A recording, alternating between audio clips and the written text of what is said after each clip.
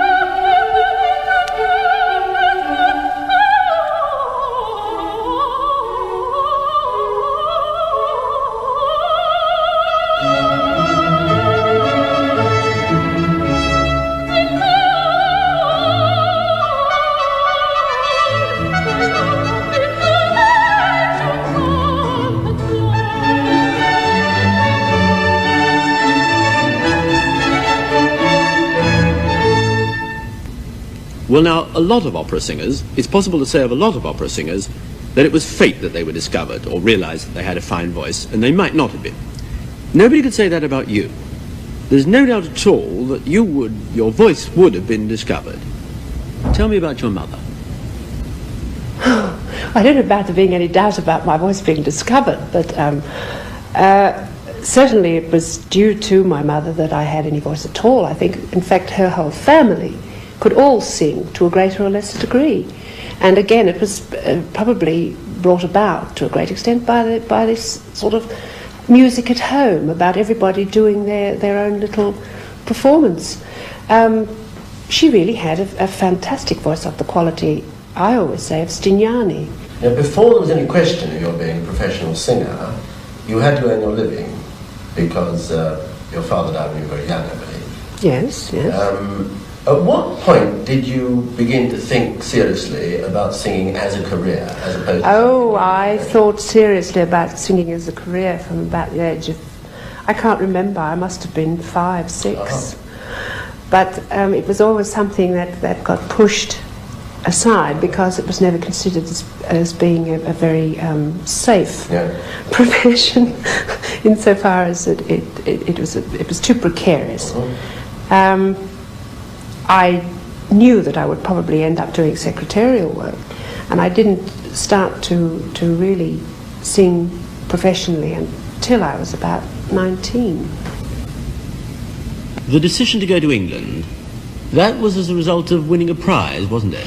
Well, it was a sort of a combined effort. The actual engagements were coming in quite well, and I had entered for several competitions in Sydney.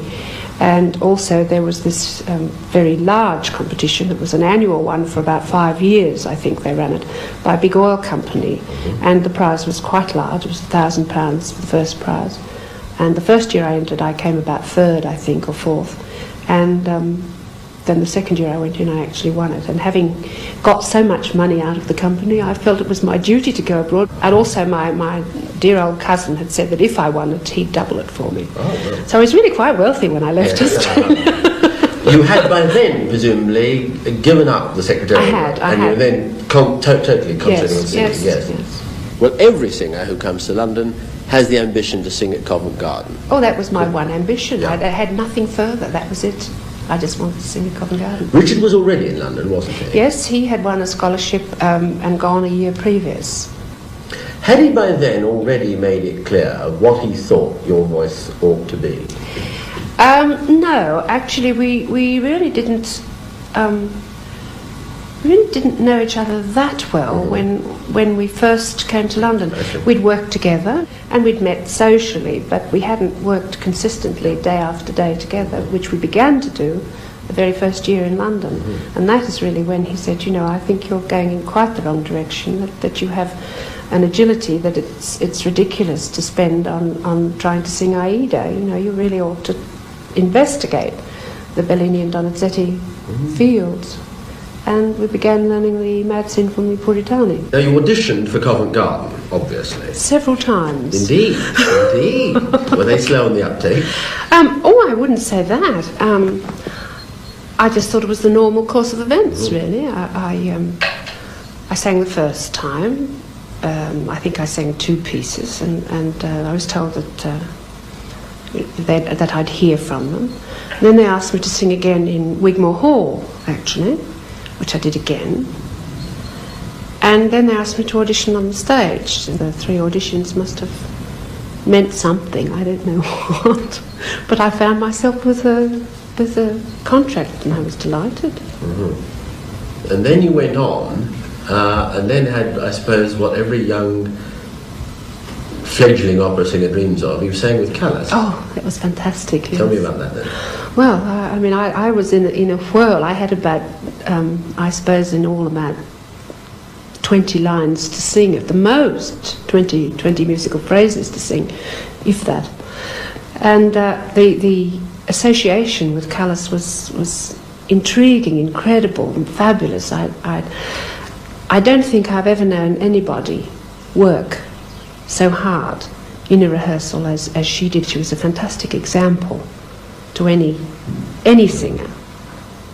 You presumably, even when you weren't, as it were, wanted in the scene, you must have stood with I stood in the wings. Yeah. In the performances, I had a special peephole for me at the back of our cave that I can look through and see. The stage management very kindly made me a little hole so that I could watch it all. Oh no, I was intrigued by it. In fact, I was intrigued by everything that was going on in the Opera House, not having been exposed to it before. And I spent, the whole of my day was spent in the Opera House. If I wasn't rehearsing myself, pardon me, I was watching what everybody else was doing. And in fact, it was just as well, because I, a few times, was pushed on in something that I really was supposed to know quite well and didn't. Were you dreaming even then, one day that's going to be me out there? Oh yes, I already had aspirations, yes. Then your first lead role was the Countess in Figaro, wasn't it? You could be right. That's it, I think. And only much later did you come to Don Giovanni, I believe. I always used to find Donna Anna a difficult character to play. She had splendid music to sing, but she always seemed to be tramping on with Ottavio and tramping off with him, and there was this sort of flimsy sort of connection between the two of them, with a sort of Ottavio sort of proclaiming his love, and Donna Anna sort of putting him off because of the death of her father, and it always seemed a rather, I don't know, it was always difficult to play, and until I did it with Sarah Caldwell in Boston, who really made a point of Donna Anna's entrances and exits, and really had her going somewhere or coming from somewhere, and really made it a quite marvellously strung together character. Whereas the Countess, of course, is a marvellous character right on its own. There's nothing sort of too problematical about her. Donna Anna, daughter of the Commendatore murdered by Don Giovanni, is betrothed to Don Ottavio, and indeed loves him dearly. But when he suggests hastening the date of their marriage, she says she cannot think of it so soon after the death of her father. Call me not cruel, you know how much I love you.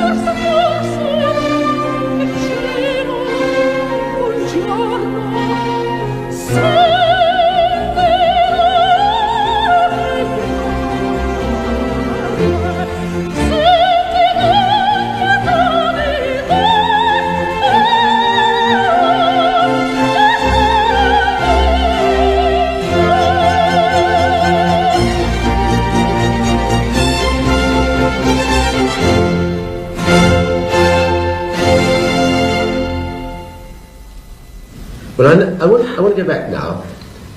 You began to work with Richard in London. You obviously came to trust him, his musical judgment, implicitly, didn't you? Yes, I did, really, and not without reason. Clearly. When were you married? You were married in London, weren't you? Oh, yes, we were married in 1954.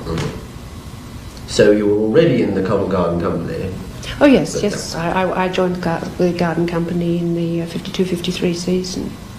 There's a story, I'd like to know whether it's true or just one of the romantic legends that grow up around any singer, that when you were working with Richard, he deliberately cheated by playing in a higher key. This is entirely true. Is it indeed? Tell me. Oh, yes, indeed. Well, I have what could be called relative pitch. I certainly have really not perfect pitch at all, and I really think very few people have. Sure.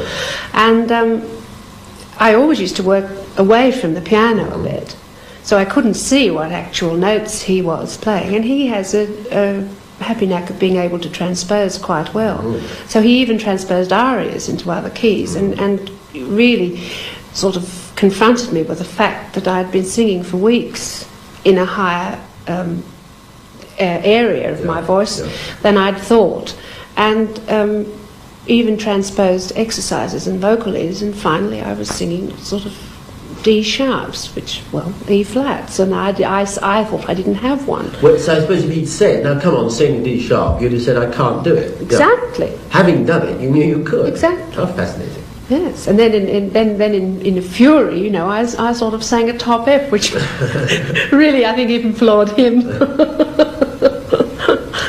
Well, then, the first time you had a chance to use it, really spectacularly, was absolutely 100% the opera singer's fairy story come true, overnight sensational stardom. And there can't be many people watching this programme who don't know what it was in. Well, I presume you're talking about Lucia. I am indeed. Whose idea was it first that you should sing Lucia, that you should star in Lucia at the Garden? Well, dear David Webster had always wanted to revive a Lucia at Covent Garden, and he had always been my big champion in the Opera House, I feel. And he presented me with the idea of doing it with someone like Serafina Zeffirelli, which was just incredible. But first, you went off, didn't you, for some dramatic coaching? I mean, quite apart from the music. Yes. Did you really feel you needed that at that time? Oh, always. I still do. I had no background of being on the stage, as I said, at all. And I couldn't relax. I found that my inability to feel free to move easily tended to inhibit my singing. It sort of tied me in knots. It sounds as though you were very self-conscious. Well, I felt, shall we say, rather large and very much out of place on the stage, because there were a few relatives who thought it was rather shocking. If you can believe that. You went off to study with Tullio Serafin, didn't you? Yes, we went again. It was David Webster's idea that it would help if I had some contact with Serafin before we actually went into rehearsal, and so Richard and I studied the role very well together, and then we went off for 2 weeks to Venice, fortunately, in January of the year of the Lucia. And I must say our work, or Richard's work really, had obviously paid off, because Serafin said, well, he said, who taught you the role? And I said, Richard, and he said, he's taught you very well. I think the rest we can, yes. Yeah. As he said, I think you know it so well, and he's been taught very well with many of the traditions. If you have any questions, and we had 2 weeks in Venice for 2 sessions with Serafin, so it was wonderful. Well, now, after Lucia, incidentally, was Adam, your son, born before that? Before the Lucia, yes. He was born in 1956. He's quite grown up now, then. 17 and huge. Yes, well, the morning after that sensational first night, somebody said, now we have Joan Sutherland, the tragic actress. And that must have been a large part of that must have been Zeffirelli, mustn't it? Well, there was so much atmosphere in Yeah. that production. Yeah. With him actually producing it, designing the costumes, painting half the scenery, and designing the scenery as well. It was an overall production, as his productions are. The Marvels, Romeo and Juliet at the Old Vic, so many of his wonderful things. And I think that I imagine that it was a compound sort of thing. I mean, I'd had, what was it, 7 years at Covent Garden, learning my craft, I suppose, and it was just a sort of culmination of everybody's assistance. I really don't lay claim to having done it all myself. Well, anyway, Lucia was what every singer dreams about. And indeed, plenty of people who aren't singers dream about it. Suddenly, with a tremendous bang, they were an international star, literally overnight. Now, did you feel it, though? I don't think you did you? Oh, I was in a bit of a daze. Yes. I really was a little bit...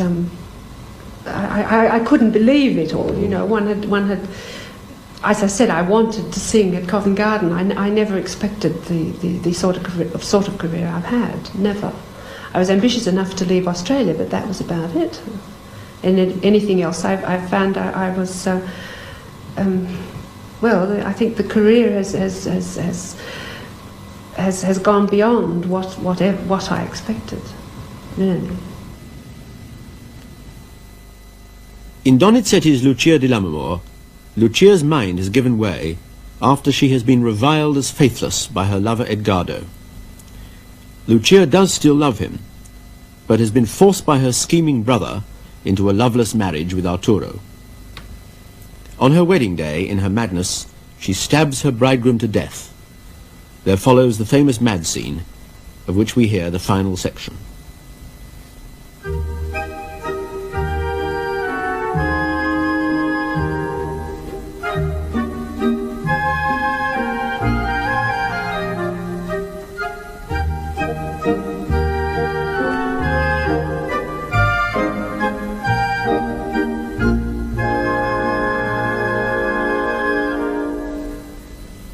Sparginetto muro più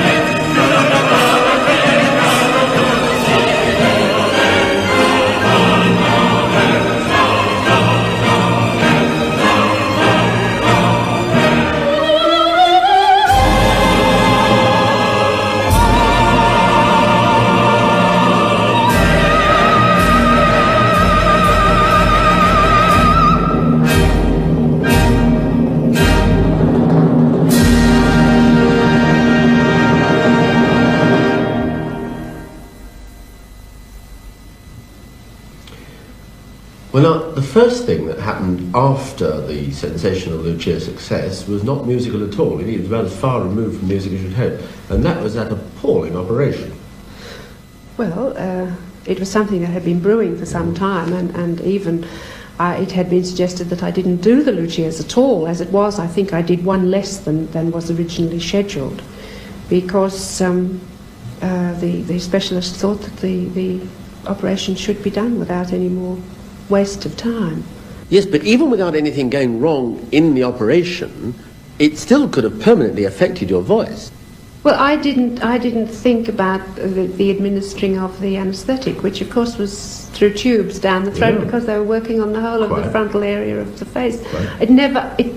I never thought of it, and certainly I never realised. Of course, he was working on here, so he couldn't have a mask on the nose, and it had to be down here. And he was frightened of nipping the vocal cords by careless removal, and it's just something I never thought of. Well, but if it had gone wrong, that would have been all right. I'd still done Lucia. I mean, that's what I said. He said, you realise that something could go wrong. I'm not infallible. And I said, well, so if it does, I've done it. Did you really feel that? Oh, yes. That was at the peak of your career, and therefore that was past, and if it went wrong, too bad, yes? Well, I'd sung at Covent Garden after all for 7 years. I said that I wanted to sing there, and I had. I'd realised the ambition in that. Lucia was sort of an added, little extra. Well, as it turned out, of course, it was only a stepping stone, because... It was indeed, but I didn't realise it then. Well, now, any singer who is going to the top of her profession has got 3 mountains to climb. And it doesn't really matter sometimes in which order they do them in, but you've got to go through all 3. And you did Covent Garden first, but then there has to be the Scala, Milan, and the Met in New York. Which was next for you? Well, the Scala was next, actually. Now, your debut at the Scala was, in its Italian way, a repetition of your debut at Covent Garden, the again sensational stardom, and indeed your celebrated nickname, La Stupenda. Now, what did that do to you? Surely that must have knocked you endways, wasn't it?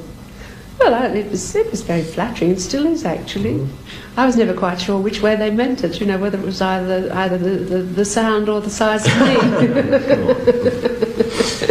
But still, that immediately, after all, made the comparison, as indeed it was intended to do, between Callas, La Divina, and Sutherland, La Stupenda. You must have known you'd arrived by then.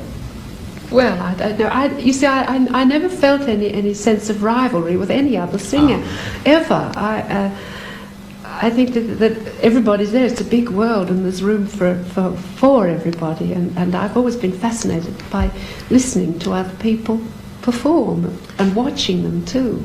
Well, now, in many ways, Lucia and Elvira in I Puritani are similar, at any rate, in their external circumstances. They both have the unhappy fate of going raving mad on their wedding day. Do you, in fact, think of them together? Do you bracket them together in your mind? I do tend to bracket them together. Of course, they're different composers.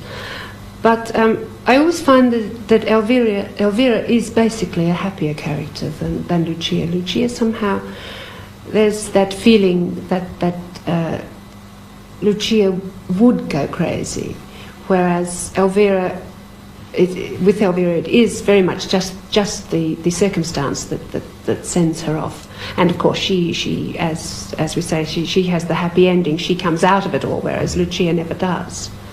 I think that there is a difference in them. I always feel that basically Elvira is a much brighter character.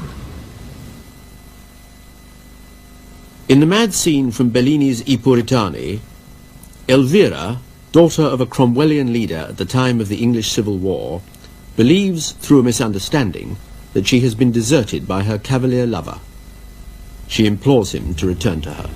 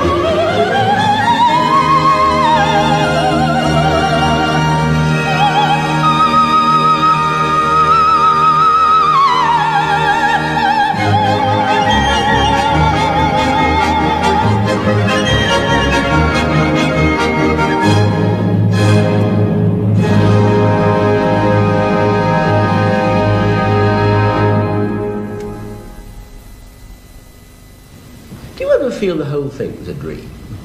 No, dear, not when I come off the stage after performance. That's no dream. No, that's it's hardly done. You can feel like it when you're on there. You know, everything disappears. It's a marvellous sort of euphoric thing. You can be feeling quite ill. You've spoken about sinus problems and everything. All those things disappear when you're out there.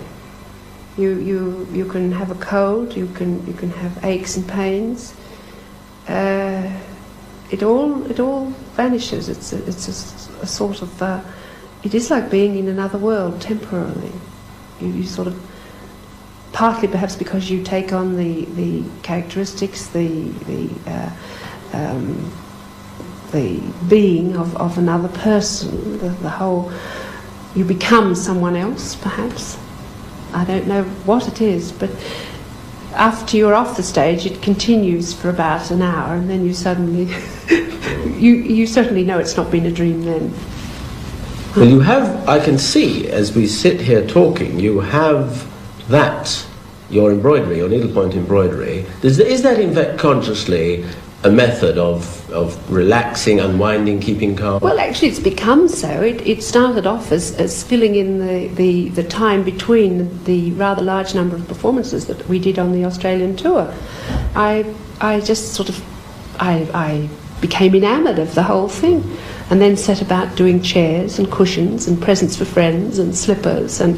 Well, let nobody think that this is just some kind of trifling hobby. I'm looking round this room in your home here, and those magnificent chairs, you did all those yourself, yes? Yes, I found the original design actually in Milan. I almost feel uncomfortable sitting on them. Oh, no, they wear very well. I assure you, I don't treat them delicately at all. They're to use. But meanwhile, they've given me a lot of pleasure. And this house, how long have you actually lived in this house? Well, this has a varied history too. I was performing in Senoramide, I believe, at the Scala at the time, and Noel Coward came down to see performances, and he said, "Oh, but darlings, you must come and live near me." So Richard came up hunting for a house and stayed with Noel and hunted from there, couldn't find anything. And suddenly his cook said that the house next door he thought was going to be on the market soon. And Richard came and looked at it, and I came up a couple of weekends later and we bought it. But then we altered it, we added on to it a little at the back and sides, and did a few things to it. And we actually bought the house in 1964 and didn't really do anything much to it until about 1968. How long do you get to spend here then, roughly? Oh, at a time varies, but I think over the year, anything from 6 weeks to 2 months. That doesn't sound a lot, you know, to be at home. Well, we're in hotels far more than we're at home, I can assure you. What a life. What a life. Does that trouble you? Do you think, oh, only to be able to sit down and stay where I am? Oh, no? Yes, no? Indeed. One hotel really is very much like another. There are better ones when one's delighted. Right. But it becomes very lonely, actually, and dreary somehow. And I think that's one reason that Richard and I are very lucky, that we do work together so much, that we do travel together, because quite a number of husbands and wives are separated in the musical career. You know, they're not able to accept engagements together, and it is a lonely life in its funny way. You have a certain social atmosphere about the whole career, but it's not the same thing as being together and in your own home. Well, since we are in your home, in Switzerland, and halfway up a mountain at that, and since the sun's shining, let's go and continue. Might not be by the time you get there. Well, it might not. Let's go out and see. I suppose we can always come in again. Yes. Anyway, for the moment, might have to. Let's try on the balcony.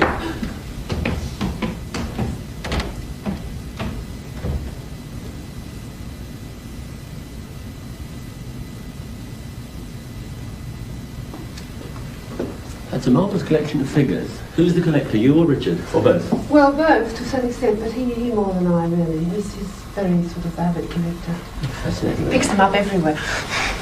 And there's you as Lucia, yes? That's right, that's right. It was in the Covent Garden exhibition that they had at the V&A. There you are, you see that marvellous sunshine there? Yeah, lovely. It's a beautiful view. It's a marvellous view, but it's a little bit chilly, isn't it? No, I find it so nice in the sunshine now. Beautiful. Well, thank you. Well, now, the next thing was more Donizetti, and this time what I think was the first major comedy role for you, The Daughter of the Regiment, Marie in The Daughter of the Regiment, yes? That's right. Now, that was a considerable departure, considering you played the dramatic, the tragic heroines, the Lucias and the like. How did you find that? I found it was rather fun, really. I mean, I enjoyed it immensely. I'd thought about it quite a bit, and I think we mutually agreed that the only way I could possibly play it was rather as a tomboy completely. And I think it seemed to work. Anyway, they've lapped it up both in London and in New York. And you've sung it many times since you got in America, quite a considerable amount, yes. Yeah.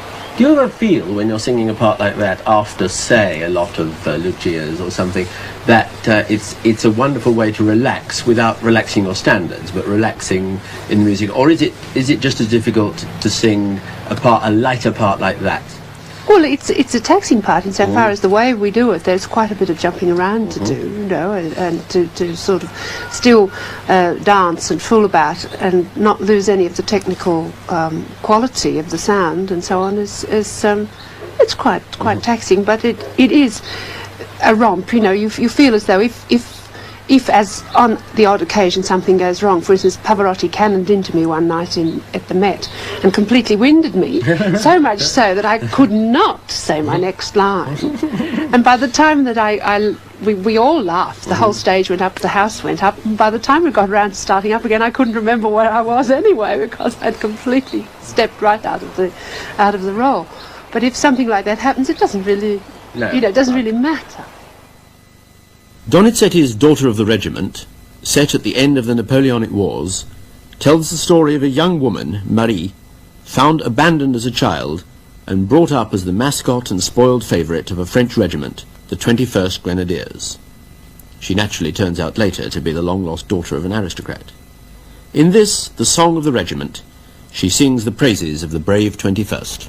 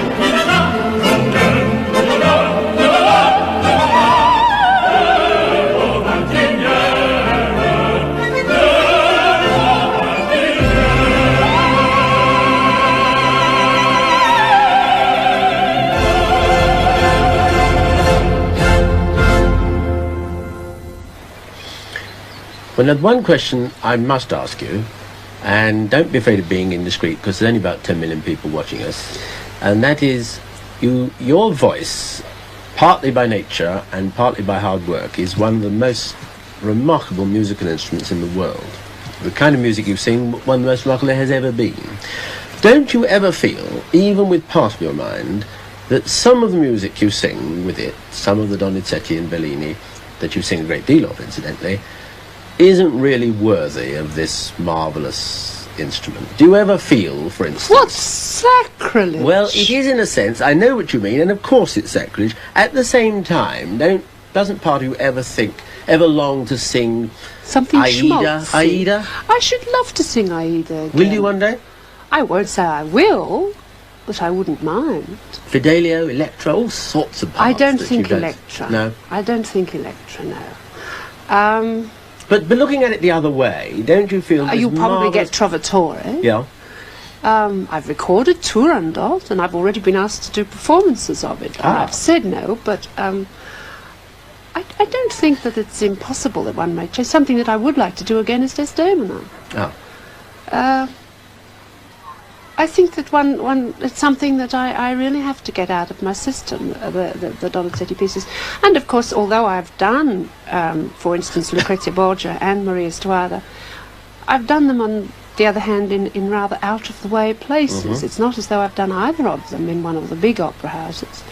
And I think they're both wonderful roles, and I should love to do them. They're more mature roles than I say mature, they're more mature women than Lucia and Armina. And I really would like the chance to do them again in another house. Do you ever feel then that that some of them, Lucia and Sonnambula, for instance, being the obvious ones, that after a time there isn't really enough to bite on, that it's marvellous music for your voice, but that it somehow isn't using all the capacity you have? No, Or the don't you? only Maybe you don't feeling feel that. only feeling I have about that is that one is getting older, and one never had the figure really one imagines with these characters, and it's just from my own point of view. I think that one gradually retreats from the younger type, the more girlish roles, but. Unfortunately, the audience doesn't seem to agree with me, nor the opera houses, and I still get asked to do them. I would much rather do the more mature roles, but I'm afraid that the requests come in all the time for these roles, and I'm not quite sure what one should do about it, whether one should say definitely no, or go on singing them. What proportion of your performances now, roughly, does Richard conduct? Oh, really, pretty well all of them. Does he? That must be a fascinating experience, husband and wife team like that.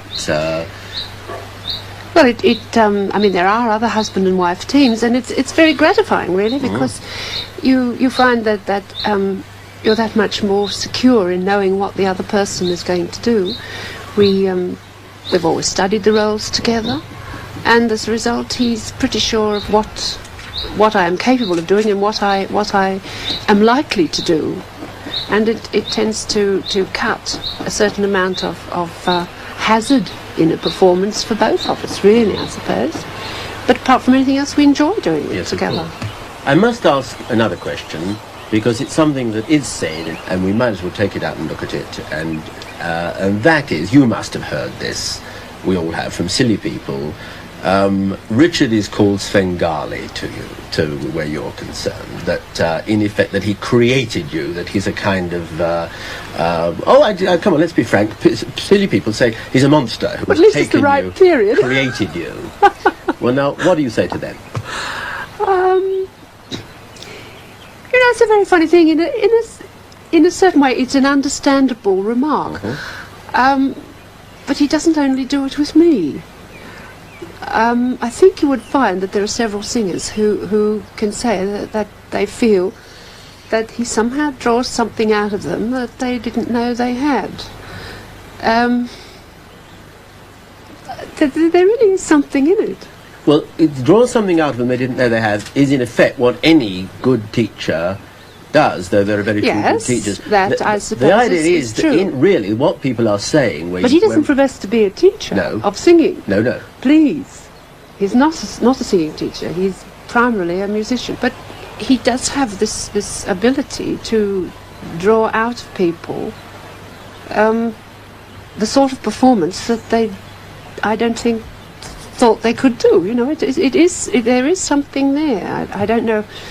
There's a certain encouragement, a certain lack of accepting anything that's below the sort of standard that he wants. as for him actually getting around in the garb of Svengali, I don't really think so.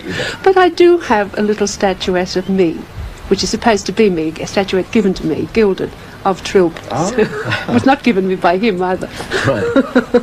And finally, back once more to Donizetti, this time to Lucrezia Borgia, the last of the items you're going to sing for us. I suppose the story and the legend of Lucrezia is one of the most dramatic in all history, never mind about all music. But as a character, do you find Lucrezia convincing? It's difficult. I really need to do the role more often, I would think. But I do find that the majority of the music is incompatible with the actual character of Lucrezia. It's such a wonderful line. It has a beautiful sort of sentimental quality to a certain extent, that it is difficult to associate it with the supposed character of Lucrezia Borgia. She has some marvellous dramatic outbursts which are in character, but there is a fantastic duet, a marvellous aria, which are really very unlike. And it's hard to make them feel as though they are coming from the same woman that has these dramatic outbursts. It's a challenge, and I think it is a work that deserves many more performances than it has. You obviously enjoy doing it. Oh, I did. I really want to do it again. Very much. Donizetti's Lucrezia Borgia ends with a tragic double death. Lucrezia has just murdered an entire company of her enemies at a banquet. The wine on which they have been carousing has been poisoned by her. But she did not know that among the revellers was Gennaro, her dearly loved son, who himself does not know that the dreaded Lucrezia Borgia is his mother. She offers him an antidote to the poison, but he refuses it. As a last desperate throw, she discloses that she is his mother, but now he curses her for her wickedness. Heartbroken, she drains the poisoned goblet and dies upon his lifeless form.